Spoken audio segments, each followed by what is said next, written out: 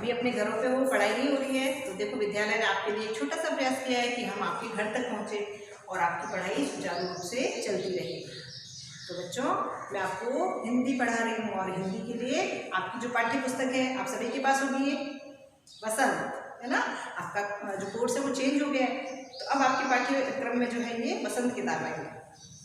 इसी पाठ्य पुस्तक का पहला अध्याय आज हम पढ़ेंगे, उसका एक पद्य भाग है ना, एक उस पाठ का एक पद्य का अंश हम पढ़ेंगे। आप इसको सुनिए, समझिए और अगर आपको नहीं आता है तो आप मुझसे दोबारा पूछिए, ठीक है। तो आपका जो पहला पाठ है, हम पंछी उन्मुक्त गगन के। हम पंछी उन्मुक्त गगन के, जिसके लेखक कौन है, कवि कौन है इसके, शिव मंगल सिंह सुमन। पहला पाठ है आपकी पाठ्य पुस्तक बसंत का, जिसका है भाग 2। तो बच्चों, आज मैं आपको पढ़ाऊंगी हम पंछी उन्मुक्त गगन के।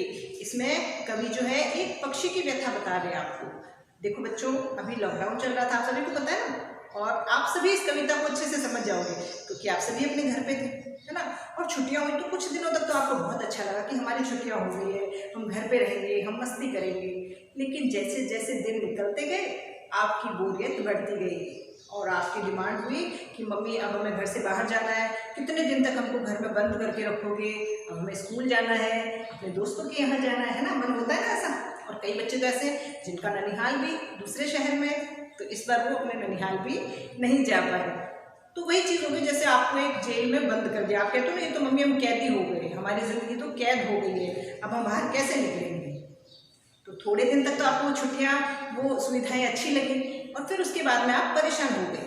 तो उसी प्रकार से एक पक्षी जो आसमान में, खुले आसमान में उड़ता है ना, और उस उड़ते हुए पक्षी को अगर हम पिंजरे में डाल देते हैं तो वो पक्षी उस पिंजरे में अपने आप को असहज महसूस करता है, उसको सुख की अनुभूति नहीं होती है और वो अपनी भावनाएं कुछ इस प्रकार से व्यक्त कर रहा है कि हम पंछी उन्मुक्त गगन के, हम जो है उन्मुक्त यानी खुले आसमान में उड़ने वाले पक्षी हैं, पिंजरबद्ध न गा पाएंगे। पिंजरबद्ध यानी पिंजरे में बंद होकर नहीं गा पाएंगे, पिंजरे में बंद होने के बाद आवाज नहीं निकाल पाएंगे।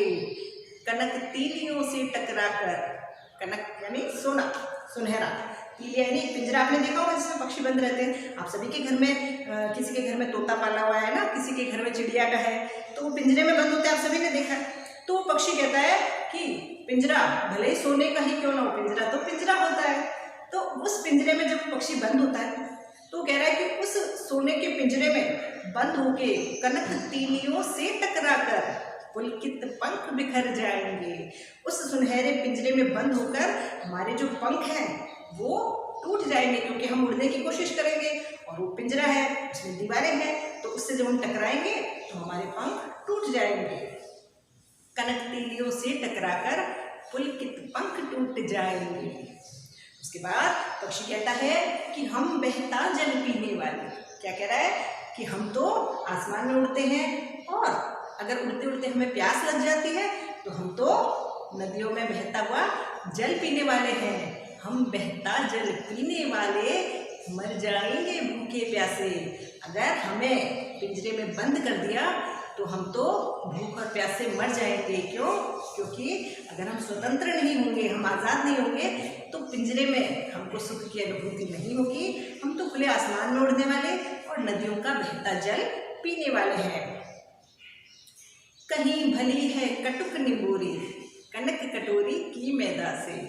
और वो पक्षी कह रहा है कि कहीं भली है कटुक निंबोरी। कटुक निंबोरी यानी कड़वी निंबोरी। आप सभी ने देखा होगा निंबोरी का फल जो कड़वा होता है। वो कह रहा है बहुत अच्छा है, वो हम उड़ते हैं और किसी वृक्ष की शाखा पर बैठते हैं और वो कड़वा फल हमारे लिए बहुत मीठा लगता है। वो कहीं भली है कटुक निंबोरी, कनक कटोरी की मैदा से। कनक यानी सोना, कटोरी सोने में रखी हुई, सोने की कटोरी में रखे हुए पकवान से वो कड़वी निंबोरी हमारे लिए कहीं बेहतर है। तो इस प्रकार से हमें पराधीन मत करो, हमें पिंजरे में बंद मत करो। हम तो खुले आसमान में उड़ने वाले पक्षी हैं और हमें उसी में अच्छा लगता है, हमें सोने का पिंजरा अच्छा नहीं लगता है। पराधीन सपने को सुख नहीं, पराधीन व्यक्ति को सपने में भी सुख की अनुभूति नहीं होती है। तो बच्चों, आज मैंने आपको आपकी कविता हम पंछी उन्मुक्त गगन के, इसके 2 पद्यांशों का अर्थ करवाया है, क्योंकि अधिक करवाऊंगी तो एक साथ आपको समझ नहीं आएगा, है ना। अभी आप छोटे बच्चे हो तो आपको थोड़ा थोड़ा करवा रही हूँ। अब आप अपनी किताब से इसका अर्थ अपनी कॉपी में करो, और अगर कहीं कुछ समझ में नहीं आता है तो आप अपनी मैडम दीदी से फिर से संपर्क कर सकते हो। धन्यवाद बेटा।